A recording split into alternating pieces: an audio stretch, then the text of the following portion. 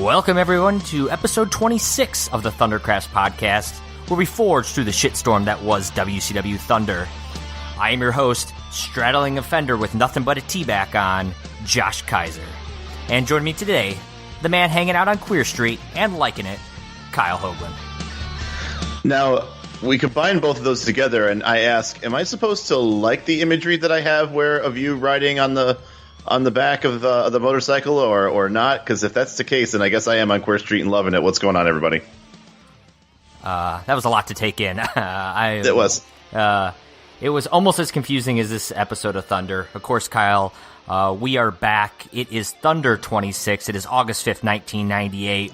And you and I haven't been in the studio for a couple of weeks, had some stuff going on. But also, Thunder itself hasn't been on for almost 33 weeks, 20 days, in fact. So We've missed a lot. We got a lot to catch up on, and hopefully the show is going to do just a fine job of saying, you know what, here's what you've missed over the last 20-some days, or 20 days, I should say, of WCW action.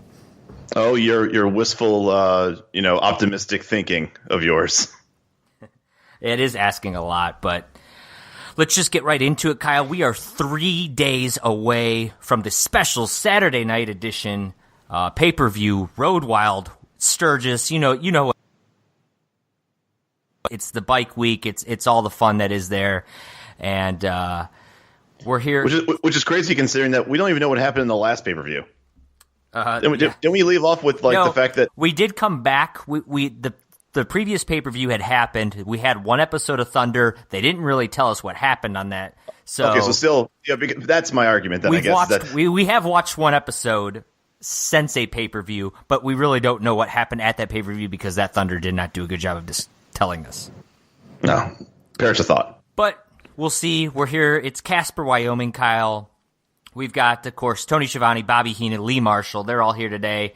They're letting us know that, Road Wild is Saturday.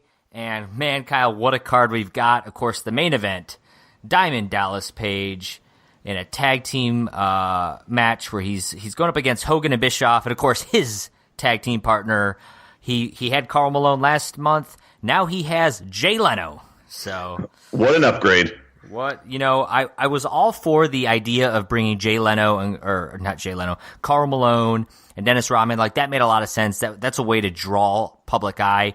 The idea of Jay Leno wrestling, to me, it was a bad idea back then, and it doesn't sound. I understand the idea, but with the mainstream, you get the Tonight Show, all that, but I don't know. But also at Sturgis. Do you think anybody in that crowd is going to give two hot shits about Jay Leno in Sturgis? I think he was a car guy. I don't know if he was a bike guy too, but I know he collected cars, so maybe he was well known in the Sturgis community. You thought that was their thinking? Oh, they have wheels. They might know. They might like him. Kyle, if Jay Leno's not going to sell this Sturgis crowd, I'll tell you what will, because after the show, you get a special 30-minute Travis Tritt concert. Woo! Oh, man. I will say Lee Marshall's looking forward to it. I bet he is. And then, of course, Kyle, we got the black and white NWO, the red and black Wolfpack. It is a battle royal. And, of course, Goldberg will also be in that one. So at least we know who's going to win the battle royal before it even happens. First of all, two things about that. One, yeah. And two, what the fuck's Goldberg doing in this match? Like, this is one of those weird things about – this is supposed to be like, the – it's like a gang fight, and somehow they just throw. It would be one thing if it was like the Jets NWO. Versus the Sharks, and then you're going to throw in some rando in there. Did you say the Jets versus the Sharks? Yeah, wasn't that like the back in the day, like the white boy gangs? Wasn't it like the Jets and the Sharks? I have no idea. I thought you were talking hockey for a minute, like the San Jose Sharks. No, man, dude. And I'm like, what kind of analogy is that? I'm talking like the doo-wop days and like Jersey Boy shit, like the Jets and the Sharks. It was like a musical. It was like two. West Side Story? It might be. I don't know. I don't. Dude, either. I've never heard this. I grew up with a. I would have said the Bloods and the Crips, dude. Well, all right, Bloods and Crips. Then let's go with that. The Blood Crips, and then one random dude.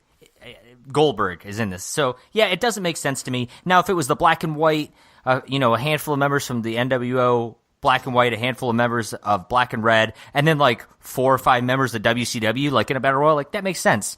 No, this sounds like it's literally the Wolfpack and NWO Hollywood going at it, and they're like, you know what? Let's throw Goldberg in there to just manhandle everybody. So right, it was that we're getting. I wouldn't say we're getting close, but we're a couple of months away from World War III and the Fall Brawl War Games and all that stuff. So I mean, that's when you're going to have that stuff. And yes, it was West Side Story. It was a rivalry between the Jets and the Sharks, 2 teenage street gangs of different ethnic backgrounds. I got to admit, I'm familiar with West Side Story, as in it's a musical, but I know nothing more about it. So kudos to you, I guess, on that one. But let's get into the show, Kyle. We open up tonight with our first replay of the night, and I use that term loosely as it's the still shots from Nitro, because for some reason they can't give us actual video from Nitro. And it's Sting. He's confronting Bret Hart, and then they show Lex Luger was laying down on the concrete in the kind of the back area of the arena. And then Sting is going to descend from the rafters at the end of the night, originally red-faced. Now he's the black and white crow face. And the commentary team lets us know when he goes black and white, it's almost like Finn Balor going to the demon. He's embracing his bad side. So that's where we're at with that. And of course they're going to continue with that storyline and really hit home the fact that he's pissed off. So if Sting would be on this show tonight, clearly he would be continuing with the white and black face paint for Casper, Wyoming. And we'll get to that in a minute. We're going to get our second replay of the night, Kyle. This one is also from Nitro, and this one's not still shots. So why one is and this one isn't, who knows? But this, of course, is Diamond Dallas Page is being held back. Kimberly, his wife, of course, the Nitro girl, being held back as well by different members of the Black and White. They're kind of, it looks like Page has kind of been beat up. And mostly it's Eric Bischoff cutting a promo on Page, telling him that they're both ungrateful, and he says, ask Kimberly if what he read in Penthouse about her is true, that she's the most active Nitro girl. Wink, wink. You know what I'm saying? If you know what I mean, Liz. And then he proceeds to jump back and forth like he's having a conversation as Kimberly and Diamond Dallas Page. So just a heel promo. They're just letting you know that basically Bischoff has really made it personal between DDP and Kimberly. After those replays, Kyle, we move to our opening bout of the night, and I use that term incredibly loosely, but in comparison to most of the rest of the night, it is more of a match, I guess, than some are. The Giant wrestling Liz Mark Jr. Before we get to the match, we're going to see our first sign of the night, and it's a sign that says Goldberg, I'm next, and there's a hole cut out with the fan's face in it. Loved it. Yeah, pretty funny. As for this match, as you can imagine, Liz Mark Jr. has no business wrestling the Giant and is immediately chokeslammed. I don't even know why they made this a match. We're not rating it. But the Giant's going to cut a promo after the match talking about Goldberg, saying that, Goldberg's on this high right now. And he wants to, let everybody know that, hey, Goldberg, I've chokeslammed you. You aren't the future, I am. Talks about that, he was a champion in the past as well, and says he knows he can beat you, and he's telling you that damn straight. So that's maybe he's trying to make that into like a T-shirt one day. I don't think the damn straight T-shirt sold very well or ever existed. And I think the reason why this happened, if you have a shirt, the eyes of Malenko, I suppose any shirt could sell, right? Dude, the Iceman eyes, I'd buy that shirt. That's a pretty sweet shirt, I'll be honest. I think the reason why they did this, though, was because I think in this Jets versus Sharks match with Goldberg in it, it looks like Giant is the overall, what you would consider maybe either the much stronger, more over guy on the white and black team. I don't think Bryan Adams is gonna, all of a sudden come out with the victory in this one. So I think they're just putting over the Giant and just making him look like he's a shit brick house. He can kill anybody he wants. If I said anybody else, I'm sorry. Yes, I'm at the Giant. But yeah, I mean, they could have done this without absolutely just destroying Liz Mark Jr. And it was just a weird opponent. Like, Liz Mark Jr. is a cruiserweight, right? Like, at least, throw Hugh Morris out there. Like, yeah, but that's a heel thing to do, though. It's a heel thing to be like, book your own match with some little guy. Well, yeah, to make yourself look good. Who knows? He booked the match, right? Maybe this is WCW booking this match. WCW does not book any matches. We've already spent more time than the match was, so let's move on. Yeah. After this, we're going to get our Goldberg promo. It shows some scenes of what's happened previously. His locker room has been trashed, spray painted by the black and white. Then it shows Goldberg coming to the ring with security, so now he actually has the security team that we're used to with him. They do show Goldberg cut a quick promo, or lines from a promo that he cut. So it looks like Goldberg's talking now, Kyle.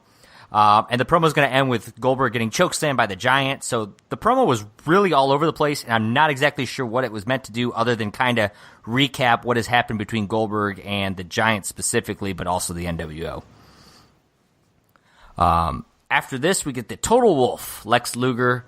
He's going to come out and cut a promo. Kyle, I had to go back and look. It has now been 2 months, almost to the day. It's actually been a day longer than 2 months since Lex Luger was promoted to head of recruitment for the Black and Red, the Wolf Pack, if you will. After Sting had joined them, they promoted him to head of recruitment. And in that time, how many people has he recruited to the Wolf Pack? I'll tell you, negative two, as Rick Rude and Kurt Hennig have both left the Red and Black since he joined it. So maybe he should no longer be head of recruitment.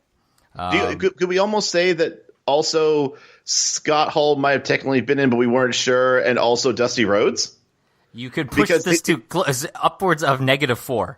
I would at least give you Dusty Rhodes. Scott Hall, yeah, I guess I could say Scott Hall. Well, if you're adding Dusty Rhodes, yeah, I think you're adding Scott Hall. Yeah, so somewhere between -2 and -4. So really not a good look for you. You may not want to put that on the old resume. It's not a good progress report to go over with Lex for sure. As for this promo, though, he's going to talk about how he was face down in the concrete from that Nitro replay that we saw, or stills, I should say. He said all he knows is there was multiple men from behind, so he's alluding that it was these cowards in the NWO Black and White. He did say he only saw one face, and that was Scott Hall's. And he says he can't wait till Sturgis. He wants to fight tonight, and he's going to call out his buddies. So out comes Konnan and the red-faced Sting, Kyle. So I know you. So there went that idea, I guess. And he says, we're the three of us are here. We're ready for a 6-man tag tonight. So he's kind of setting the challenge out there to the Black and White. And this is where we're going to see our second sign of the evening. And it says, "Welcome to Wyoming, where the men are men and the sheep run scared." Neat. Yeah. Didn't know that about Wyoming. I feel like now I'm like intimidated to go there. Well, you're not a sheep. You don't got to worry about it, right? I guess I'll give. Then again, maybe they'll treat me like a sheep. After this, we're going to get our next match of the night: Juventud Guerrera versus Psychosis, with our special guest referee, the Iceman himself, Dean Malenko. And Juventud, on his way out to the ring, his music's playing. The NWO Wolfpack have not even left yet, so you got to love the timing here. But as Dean Malenko's going to come out, Jericho runs out, and he's going to question Dean's motives as a referee. We find out the reason Dean Malenko's a special guest referee tonight is it's a little bit of a warm-up, because Dean Malenko will be a special guest referee this Saturday at Sturgis, Kyle, as Juventud Guerrera will be wrestling for that Cruiserweight title against Jericho. So you can see Dean has not gotten his chance to get the title back from Jericho. Jericho is champ, but Dean's still involved in that storyline heavily. I also noticed Jericho rocking some dark sunglasses here and jorts. So a nice look for Jericho. As for the match itself, easily match of the night. Not that that's saying a whole lot, but it was a pretty good match. I thought Juvi had a nice little sequence where he jumped from the top rope, caught into a Hurricanrana, followed by the kip up. I thought it was a very athletic looking play.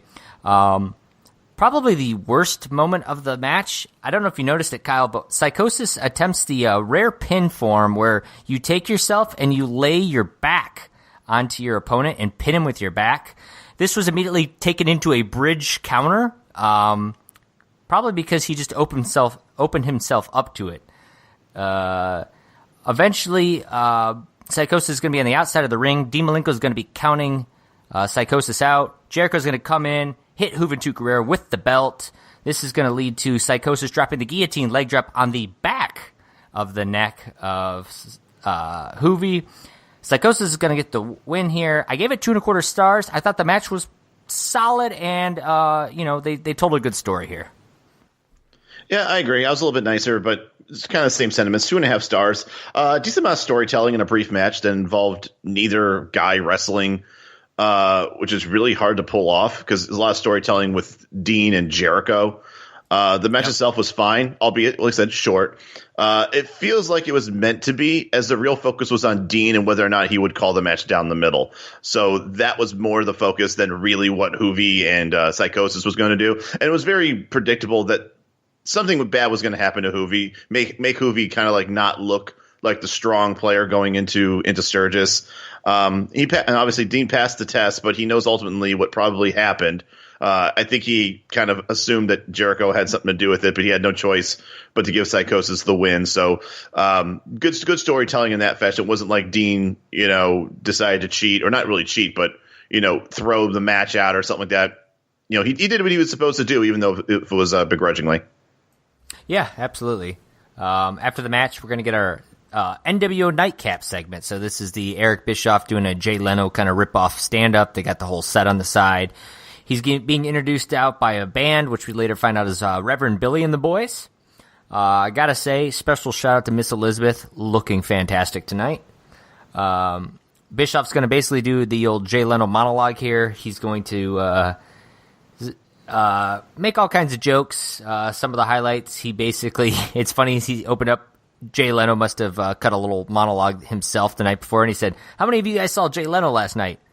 Dead fucking silence from the crowd, which made me laugh a little bit. But Jay Leno had called Hogan a pinhead, which Bischoff comes back and says basically Hogan is a pinhead compared to Leno and his giant head. Says Kevin Eubanks' skill is basically the equivalent of wrestling Gary Coleman. Says that there's more glass in Jay's chin than the Mormon Tabernacle. Says DDP was happier back in the day flipping burgers. And the highlight probably of the entire segment is someone chucks their drink at him. He's going to improvise by making a comment about how it was stale beer, but it was clearly like a soda of some sort. Then he's going to call Kimberly a prostitute, and that's going to cause DDP to come out, beat the shit out of him, and tear down the set. So this leads to security taking Page out eventually, and then the Giant carrying Bischoff out. What'd you think about this whole segment, Kyle? First of all, I just find it strange that Miss Elizabeth didn't say a single word. Like, I understand that maybe she was supposed to be like maybe just like a guest, and so she just stood there just kind of like cringingly laughing. This was so cringy, this whole thing, that it actually kind of turned around to being really funny to me. I don't know what it was. Like it got so like over the top or something. Yeah. That it actually then became funny. Like you watch like a movie that's so bad, then it becomes like a cult following and becomes like awesome because it's so bad. I actually really enjoyed this because of how bad it was. I loved the Gary Coleman joke. I loved that was obviously a thing that people wanted to make jokes about in '98. But yeah, I definitely enjoyed it, and I almost forgot that this existed. I remember that they took over the Tonight Show, but I totally forgot that Bischoff actually did his own show.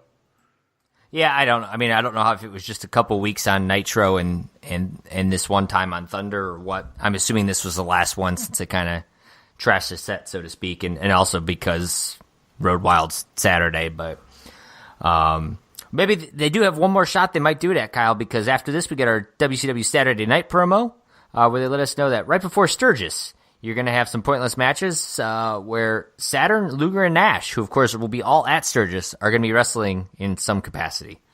They're magically going to be in a completely different venue, wrestling somewhere else. Right. After this, we get our next match of the night, Kyle. Ming versus Hacksaw Jim Duggan. I was a little surprised by this one because I felt like Duggan has been on a bit of a roll. And usually the guys he wrestles is somebody that you don't mind him beating. But Ming is also being kind of coming into a big push since his return. Yeah, I wasn't sure how to feel about this match just because I'm thinking like, crap, is Ming going to go over on Hacksaw? Because right now one of the best parts of Thunder is Hacksaw going over on anybody. Oh, absolutely. The commentary team's going to let us know that Hogan is in Casper, Wyoming. Just witnessed what happened to Eric Bischoff and DDP, and he's apparently on his way with his biker friends. So they're letting us know that. As for the match itself, I thought this was easily the loudest the crowd had been all night. I know we say it every week, but Duggan the crowd loves him. The crowd absolutely, he might be over more now in '98 than he was in like 88. I can go with that. I mean, I have to go back and look at it, but I mean, there's just something about Hacksaw Jim Duggan that you just have to cheer for. Like he's so animated, he's so cartoonish that anytime he does anything, like you just got to pop for it. It feels right as a wrestling fan to just be excited for Hacksaw.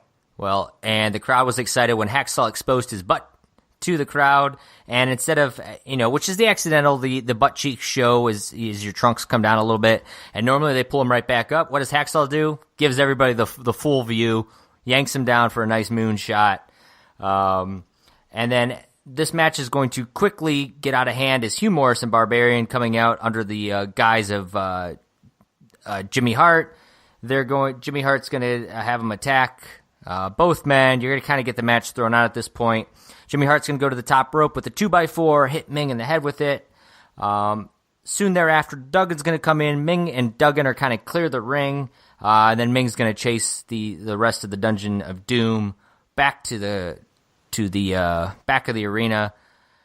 So again, not one to really discuss or rate at this point, but yeah, that's just another no-rated match for the night because it's not over yet. Well, and it's also that there's absolutely no storytelling with this, other than yes, there is some with the fact that Ming's chasing them around, but it's just no real offense, no honest to God interesting storytelling, and there was no ramifications. This was an inevitable DQ finish, so it was just that's once again that's why I think you and I both called this like a dud. That we did. And then after this, we're going to get Tony Schiavone standing out awkwardly next to a motorcycle. I felt like this was a like an old car commercial or something like that. Or Less Sexy Price is Right. Yes. And of course, this is the American Iron Horse motorcycle, the sponsor of Road Wild. And he just lets us know that the motorcycle is built for speed, style, and freedom. So if that ain't American, I don't know what it is. What's the name of that company again? Did he mention what the name of the company is? It American Iron Horse? Yeah, Iron Horse, American Iron Horse, something like that. So after this, we're going to get the NWO Black and White promo. Everybody's coming out. Well, I shouldn't say everybody, but, Vincent, Hall, Henning, Rude, Brian Adams, Scott Hall, and I think that Giant wasn't part of this conversation, but Scott Hall has a green drink in his hand, which he sees himself get caught on camera with, so he passes it over to Vincent. So they're still kind of hinting away that he might be, drinking on the job. They do not trust Vincent with holding belts, but they will trust Vincent with holding smokes and alcohol. That's what he's there for. Rick Rude's going to get on the microphone first, and he's going to cut a promo mostly about Goldberg. Basically says Goldberg has no chance to survive this battle royal that Goldberg's going to win on Saturday. Really, really quick, I don't you think it would be a shitty way for the streak to end if Goldberg were just to not win this and they would consider it like a loss? Like if he just was eliminated or ends up not getting the pinfall. I'm not sure how the battle royal really works. I think it's like last person standing, I believe, is how it's supposed to work. But wouldn't that be like the shittiest way with the fact that they're pushing the streak?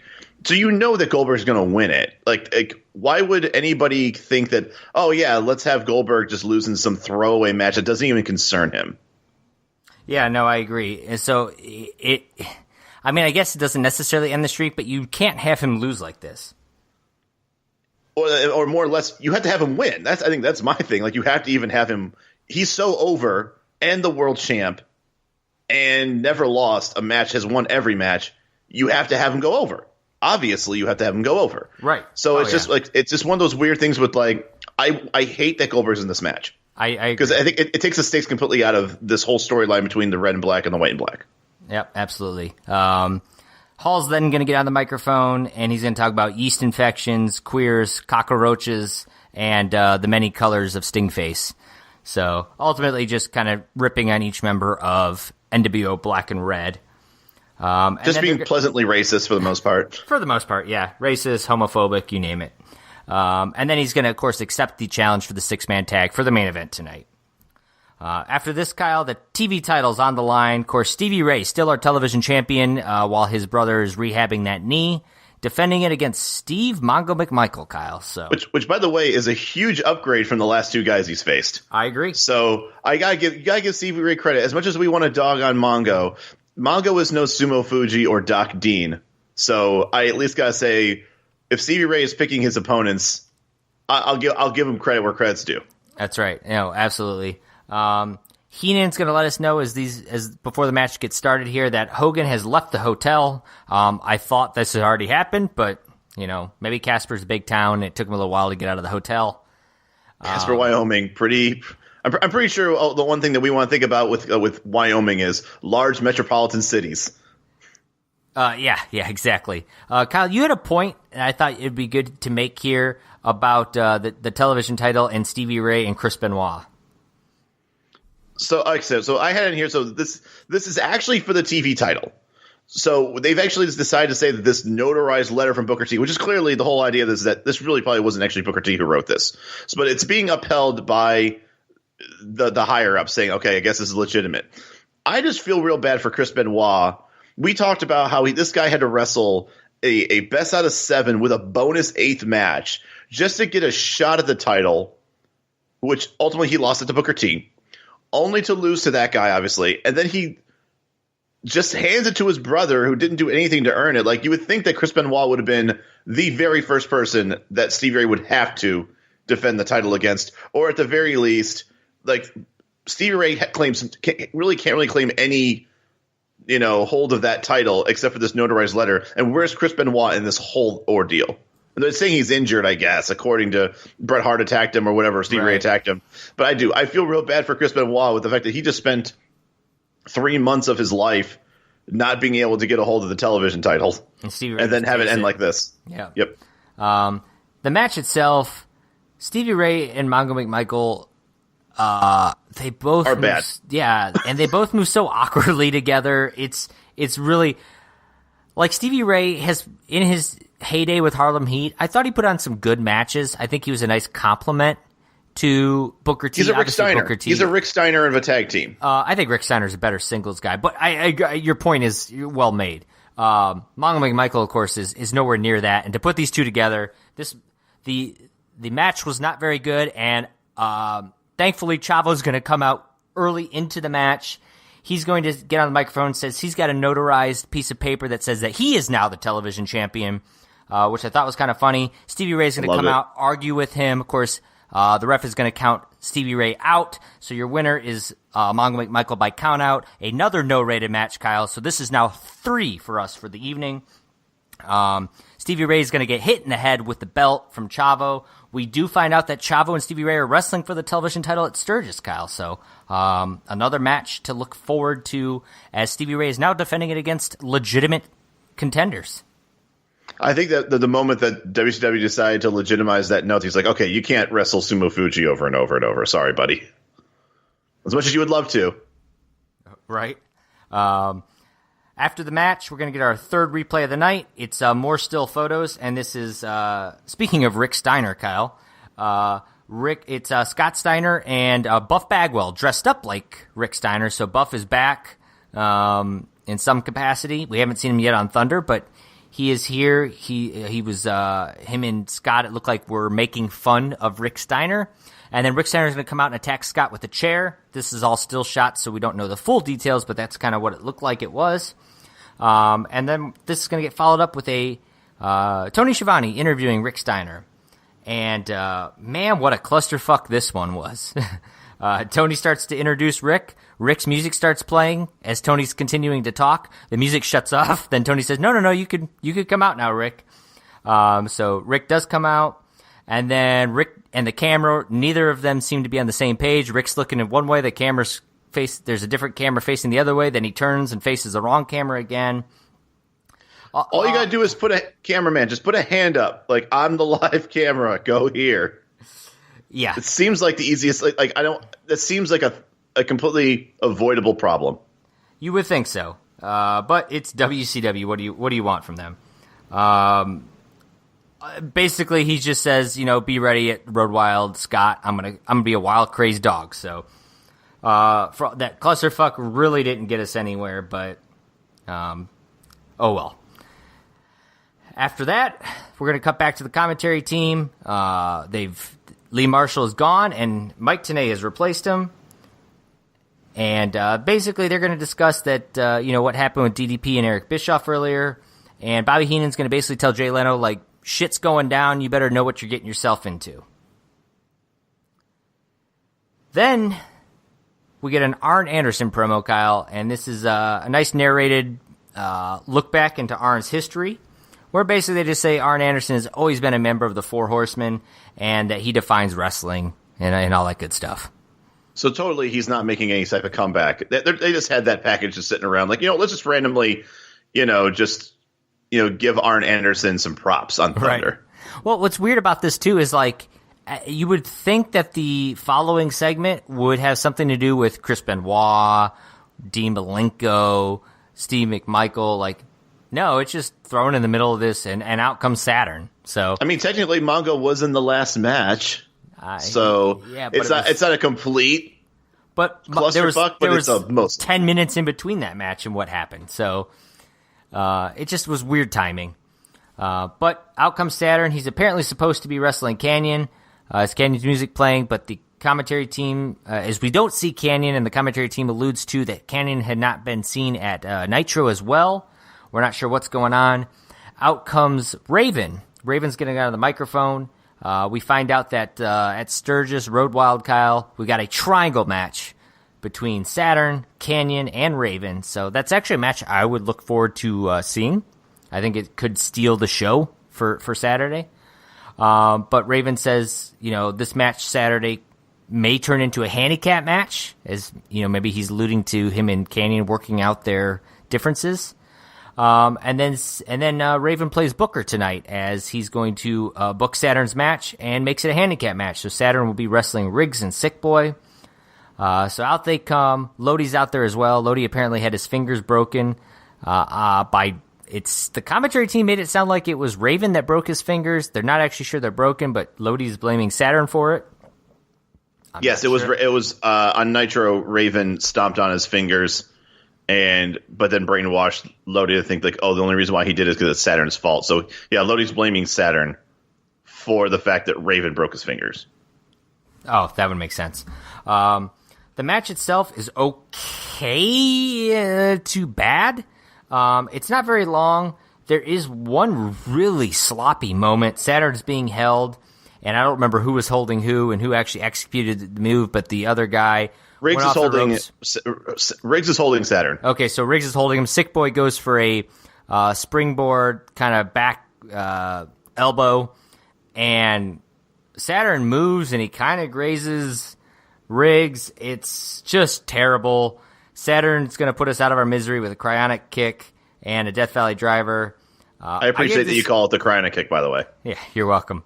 Star and 3/4. The match was short, and for the little bit of wrestling we did see, it wasn't very good. And, I say that knowing that Saturn, and even Riggs and Sick Boy could put on a decent match. Yeah, I gave it a star and 3/4. I feel like no match really tonight has lasted any longer than 2 or 3 minutes.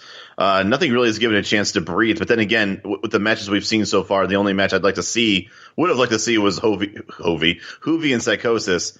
Everything else seems, once again, has been kind of throwaways. I think this is now only the second match we've actually rated. Obviously, Saturn was going to win. I mean, he's the only one with a pay-per-view match coming up. He needs to look good. Match was sloppy. Not a bad effort by both of them. Like I said, it was just kind of some bad timing. I've never liked handicap matches. I think it really. I put them up there with gimmick matches. They're also in general. terrible in video games when you have to get thrown into one. They're so frustrating. Well, it's also there's no way to if you're the person going up against two. There's hardly any really good way from a video game standpoint to, I guess, normalize it or try and scale it. It's really they're very difficult. If you have 3 equally good people playing the game and you're in a handicap match, you will lose every fucking time. No, I agree. And while Saturn won the match, he's going to lose afterwards as Raven's going to come in. There's going to be a little bit of a brawl and eventually an even flow for Saturn's troubles. After this, Disco Inferno is going to come out. And then Alex Wright's music plays, so I thought maybe we were going to get a Dancing Fools little tag team match, Kyle. But out comes Tokyo Magnum. So apparently, according to the commentary team, Tokyo Magnum has been hanging out with Disco. We're not sure. I didn't really get a good idea if Disco and Alex Wright are done or what's going on there. It sounds like when I heard it, it seemed like Alex is not getting along with these two guys now, or there's some maybe they're not like at odds with each other, but it seems like Alex is no longer they're not buddies. They're not like best buds. Like maybe they work together, but they're not like coming out together anymore. That football, what we probably got a good 6-8 weeks of this. Maybe team. If we're lucky. I don't even think it was that long.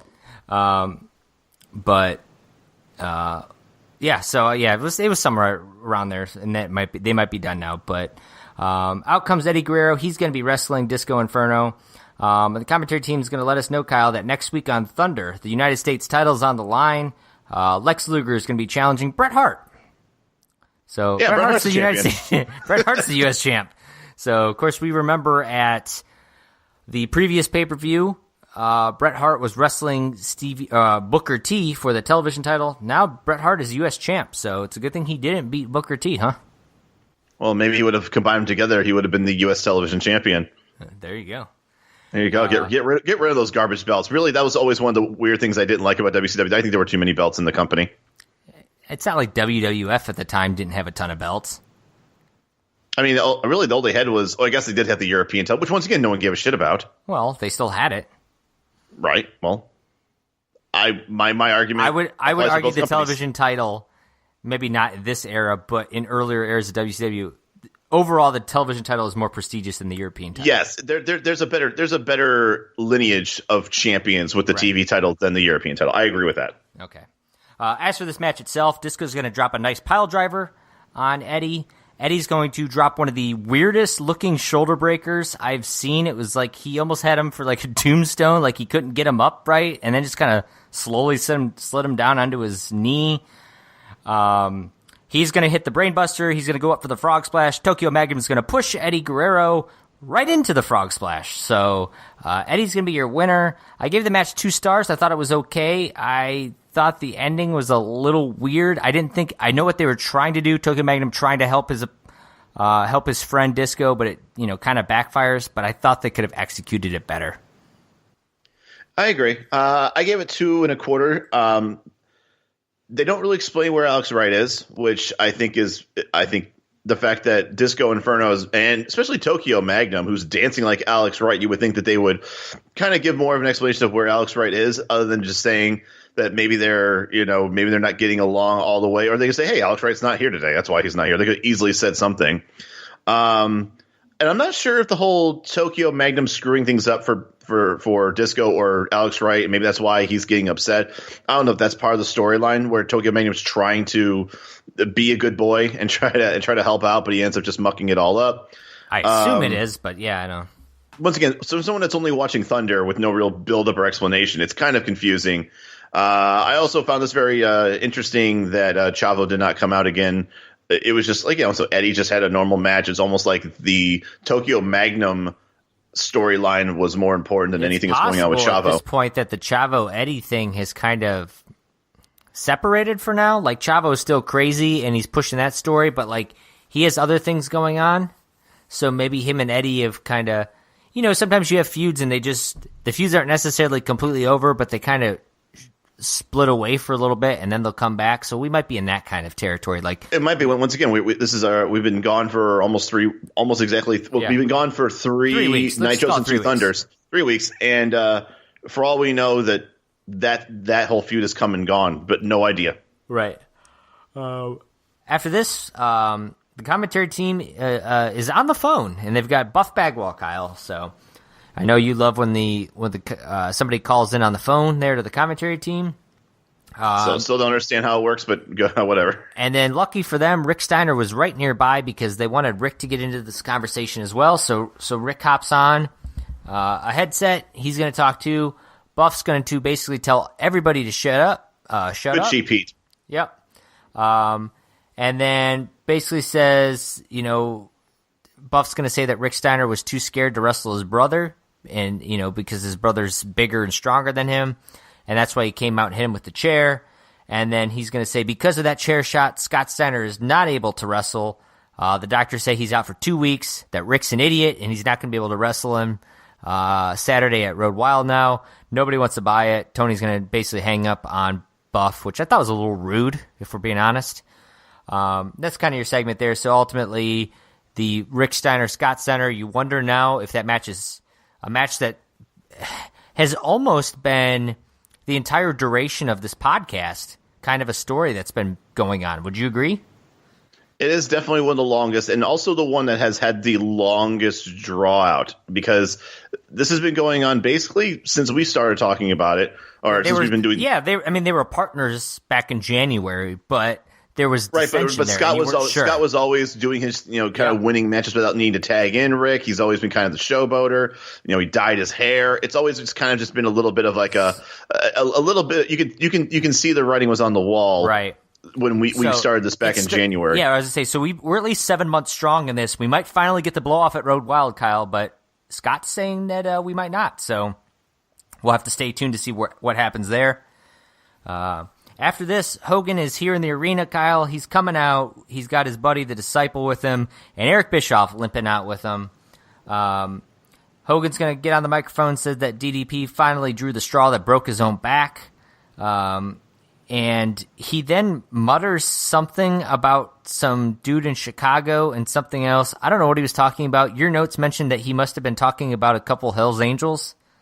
Yes, I believe Chuck Zito is the first guy he talks about. I know that. Yeah. Because he's like the main Chicago Hells Angels guy from that group. How do you know about the Hells Angels and the Jets and the Sharks? I rewound this promo because that beginning didn't make any sense because he kept on saying HHHHHH, which is something that Hogan always says. That means Hollywood Hogan. Well, I know that, but it was so fucking weird to put it in his promo like that. I understand that's how he tweets these days. That's what threw me off. That's definitely what threw me off. It was weird, man. It was weird. And I'm sorry, Chuck Zito is from New York. The guy I couldn't figure out was whatever guy he was talking about from Chicago. Yeah. But I think they're both Hells Angels guys. They're the charter members of those particular groups. areas or something. Okay. Yeah, exactly. So anyways, he says that they all got on their motorcycles, but they couldn't hear each other because their motorcycles rumble.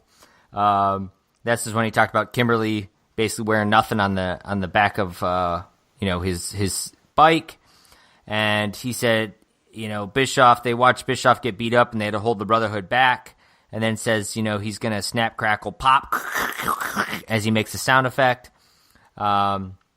Says he already ordered some caskets for Leno and DDP, and says they're going down for life. And then he's going to close out by saying Kimberly says she's sick of DDP, and he spits in the camera. So while I have made, oh my God, now I can't speak. While it may not sound like I'm making it, like it made a lot of sense, for the most part, it was a pretty good promo for Hogan compared to a lot of what he's cut here on Thunder. Grading on a curve here, this is easily Hogan's best promo on Thunder. Yeah. I actually was pretty interested in it. I like what he was saying. It wasn't the same shit. Yes, right. And it wasn't just kind of all over the place. It really did have a good focus. It was just, I didn't understand the biker terminology thing going on there. I thought that was a little weird. But outside of that, I thought it was pretty solid. I just appreciated that, this is where the power lies, brother. He didn't say that once, which is usually like drink whenever Hogan ever mentions or points to his own palm. He didn't do that, so I appreciate that. No, it was a promo for the most part that I stayed engaged in the entire time, which is not something that I'm used to seeing on Thunder with Hogan. I tell you what, those pythons look pretty good in that too when he's posing at the end. Dude, he's gigantic. I mean, he's always been that way, even years later. Like that dude always stays in tip-top shape. We are going to get our third sign of the night. It said advise. It was supposed to say advice, but it said advise. Shut the hell. Then hell's crossed out. And then in smaller letters, hell was rewritten in a different color. One was red and the other was written in black. Up. So advise, shut the hell up. Then there's a stick figure drawn, but the head is actually a caricature of Hogan. Not a poorly drawn one, but not terrible, better than something I could do. And then Hogan, the head of Hogan, is talking, I think, and it just says blah, blah, blah, blah, blah. So basically what you're saying is that this poster made no sense and was all over the place. Exactly. Okay. Kyle, it's the main event time. We got Curt Hennig, Scott Hall, and Bryan Adams representing the Black and White, going up against the Wolfpack of Luger, Konnan, and Sting.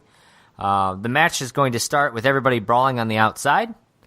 And if you're a fan of good refereeing, you won't be a fan of this match because it is terrible. I had to hold back writing a letter about this match. Ultimately this match is not very good.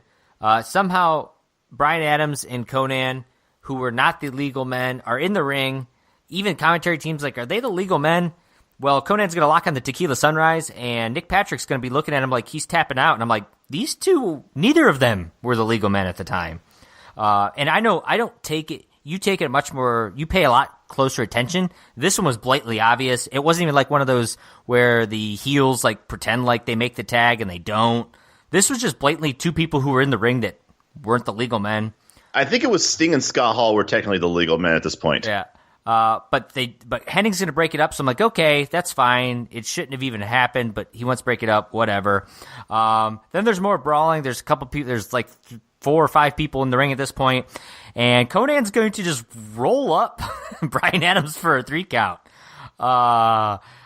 It's almost like someone just told them, like, guys, we're almost out of time. Roll this dude up. Yeah. So I gave them this match a 1.5 stars. We had a quote unquote clean finish from 2 men who weren't the legal men. I don't know why Konnan had to roll up Bryan Adams. I thought this was just strange. I thought if you want to push the Battle Royal, you just have all 6 of these men just beating the fuck out of each other in the ring and just have the match thrown out altogether. But instead you have Konnan cradle Bryan Adams. Like, what? Just a terrible, terrible match. Yeah, I mean, I gave it a little bit better. I gave it a 1.75 stars. My main notes on this was Sting was hardly in this match at all, minus You're right about that. Just inverted atomic drops on Scott Hall's balls, which, by the way, I love Scott Hall and his selling. The fact that Scott Hall first, like, he'll take a atomic drop and he kind of like dances around like, you know, like you would if you take an atomic drop, and then he takes another one. He basically just stands there as if he was paralyzed standing up, which was just amazing. I got a good picture of that. That might be the artwork for this week, of like just this like face that looks like Scott Hall just saw like Jesus in the clouds or something. Konnan carried the load, and honestly, he didn't do half bad. We've been giving Konnan a lot of flack about a lot of his other matches. That's fair. I thought yeah. He did better than what I thought, considering how long they were putting him in this match.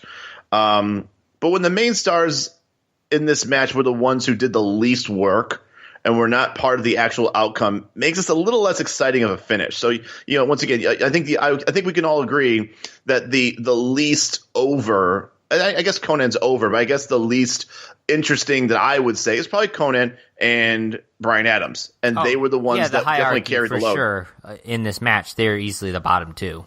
Right. All the rest of them have much better careers and are much more over just in general.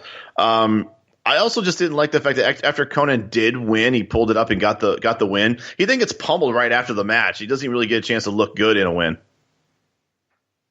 Yeah, no, absolutely. I do want to bring up one more thing before we close out the show with our thoughts on it, Kyle.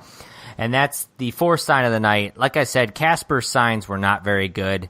But the 4th sign of the night, it said, Giant, you're next. Which doesn't sound like much, but your is Y-O-U-R. Of course, when you're talking about you're next, you are talking about the contraction you are, as in you are next. Do we really just have this discussion on our podcast? I agree with you.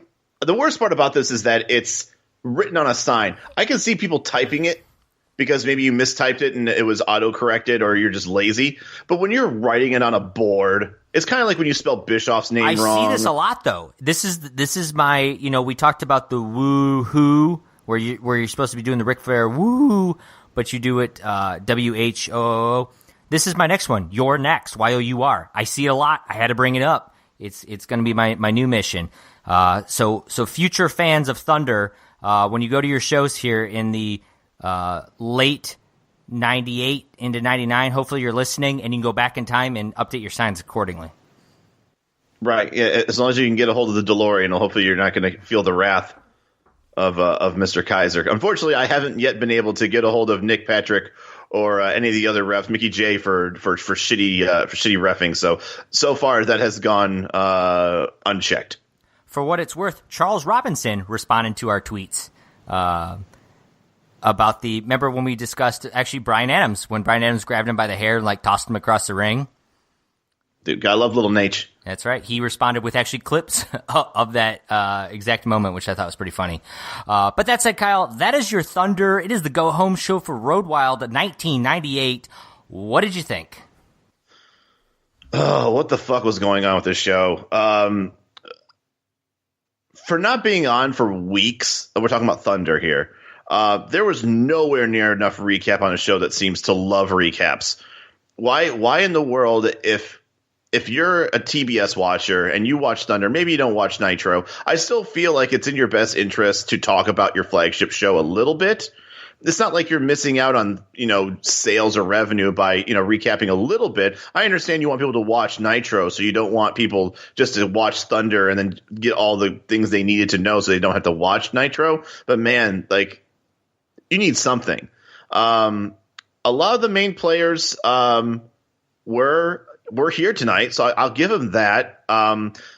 Still no Goldberg, but really most of these matches were thrown out or just garbage. Not even for the sake of storytelling a lot of the time. Just a mess of a show.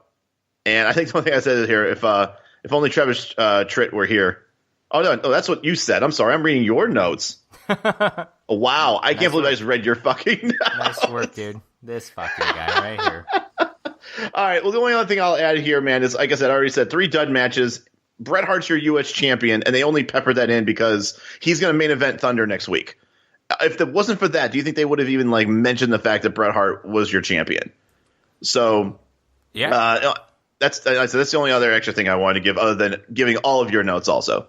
Yeah, well, everybody knows what I think now because, but ultimately, like I said, it's a go home show, and it wasn't very good. We had a lot of the stars out, which was good, but the matches this week were terrible. I mean, we basically didn't rate most of the matches tonight, Kyle. So the only thing I will say is for us basically coming back from the last pay-per-view and now coming right back into the next pay-per-view, it was nice that I kind of know most of the card this Saturday. So, if I went into a coma after the last episode of Thunder and woke up from it for this episode of Thunder, I would at least know, hey, I've got Jay Leno and DDP in a tag match. Goldberg is your champ. He's in that battle royal with NWO, Black and Red and Black and White. I know that Chavo is wrestling for the TV title. I know Jericho and Hoovy are wrestling for the cruiserweight title with Dean Malenko. I know a lot of the matches, and if that interests me enough, I could wake up from this coma and say perfect. Plus, I get a Travis Tritt concert. So. You know what? The other thing that's weird now that I now think is this now the 4th pay-per-view in a row where the world title is not on the line? Are we at on the 4? card? It has been a bit since the world title. I don't think the world title has been on. Defend. Oh no. Hennig and Goldberg, right? Or was that the U.S. title at the time? That was no. You're right. Yeah, they defended it. Goldberg did defend it on the last pay-per-view. Yep. You're right. I was trying to think back on. Which, once again, what a footnote in history of that little feud. But yeah, I think Hogan had a couple of tag matches with Savage and Piper, and then now you got the whole slew of the celebrities coming in, and now you've got Goldberg in this. So so let's just say 4 of the last 5 pay-per-views, at least, we have not even showcased the world title. If we went back starting in January, I bet the world title's only been defended twice on pay-per-views. I don't think so. I don't know. I mean, Sting had a couple of matches. I thought he was in there defending the title a couple times. I know that, because he defended against Savage and then lost to Hogan, and then Savage lost to Hogan the next day. Right. I think we are underestimating how much it was defended before Hogan got it. Since Hogan's was the champion, there's only been one title defense, and that wasn't even Hogan. That was Goldberg against Hennig. Yeah, we'd have to go back and check it, but we could do that another time, Kyle, because that's our show this week. So if you have not subscribed to us yet, left us a review on whatever your listening device is, go out there and do it. It really helps us out. And you can always give us a follow on Twitter. We are at Thundercrafts. We like to tweet out a lot, interact with our fans. We have a lot of fun out there on Twitter, reminiscing about WCW in the 90s. Of course, you can always go to thundercraps.com for all of our previous episodes and accounts and all that fun stuff. And then go check out Road Wild 1998 on the WWE Network. I'm not sure you're going to get that Travis Tritt concert, but if you can, that's even a double bonus for you. And then, of course, check out Thunder 27. That's the August 13th, 1998 edition. Bret Hart, Lex Luger, United States Championship, Kyle. We get to talk all about that and everything else that happened at Road Wild next week. So for Kyle Hogan, I am Josh Kaiser, and we will see you next time on the Thundercrafts podcast. We are iron horsingly out of time. See ya.